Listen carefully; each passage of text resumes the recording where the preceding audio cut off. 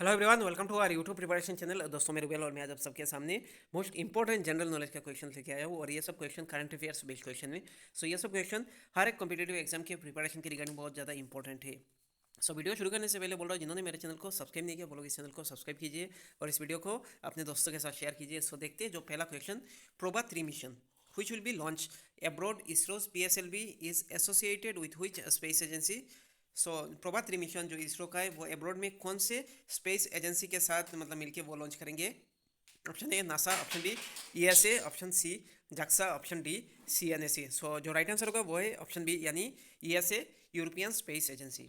सो थोड़ा सा एक्सप्लेनेशन हम लोग देख लेंगे। European Space Agency's Proba 3 mission will be launch abroad the ISRO's PSLV in 2024। ये कब लॉन्च होगा? 2024 पे। इसरो का कौन सा मतलब लॉन्चिंग व्हीकल वो है पीएसएलवी।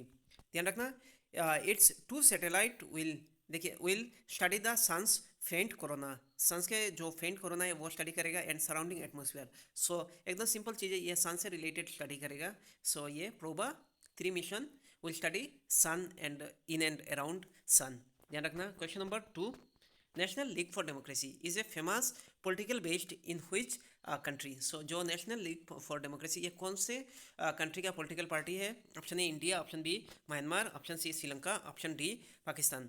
जो राइट आंसर होगा वो है ऑप्शन बी म्यांमार। ध्यान रखना, म्यांमार में रिसेंट जो मिलिट्री रूल का जो अभी पार्टी रजिस्ट्रेशन के लिए स्ट्रिक्ट मतलब देखिए जो स्ट्रिक्ट एक पॉलिसी लगाया गया उसके मुताबिक मतलब ये खड़ा नहीं उतरा national League for democracy.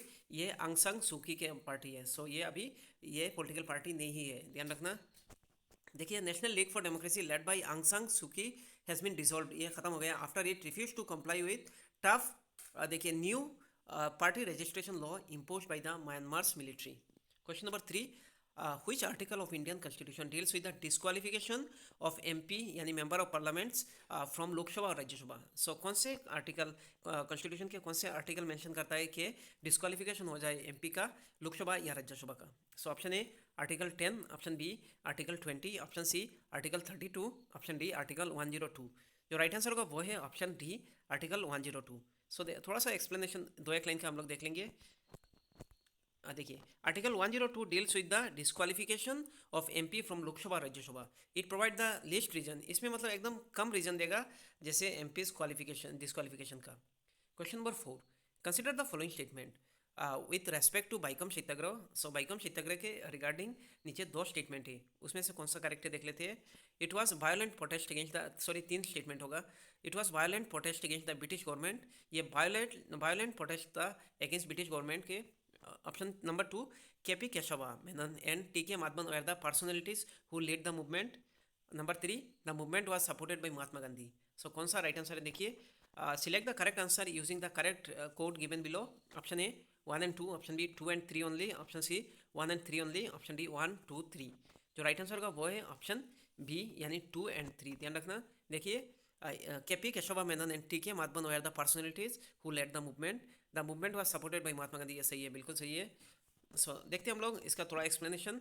Sorry, इधर तो एक्सप्लेनेशन हम लोगों ने दिया नहीं, फिर भी मैं बोल रहा हूँ जो बाइकम सत्याग्रह वो देखिए, it was a violent protest against the British government. ये वायलेंट प्रोटेस्ट ब्रिटिश गवर्नमेंट के अगेंस्ट नहीं था। ध्यान रखना। Question number 4, consider the following statement with respect to the industrial production यानी IIP, index of industrial production. So it is release by National Statistical Office. Number 2, core industries account 50% of the weight of the items included in the IIP. जो right answer होगा वो है option ए यानी number 1 only. देखिए, it is release by National Statistical office यानी NSO. सो थोड़ा explanation हम लोग देख लेंगे। हाँ, आईआईपी इंडेक्स कंपोनेंट इसमें क्या क्या है देखिए, इलेक्ट्रिसिटी है, क्रूड ऑयल है, coal, cement, steel, refinery, 8 core industry. ध्यान रखना, natural gas, fertiliser are the 8 core industry. इससे मतलब क्वेश्चन भी पूछ सकता है कितना कोर इंडस्ट्री इंडिया में। So 8 core industry that comprise about 40%, 50% नहीं है ये 40% है of the weight of the item included in the index of the industrial production. जैसे mining, manufacturing, electricity are the 3 broad sector in IIP. ध्यान रखना।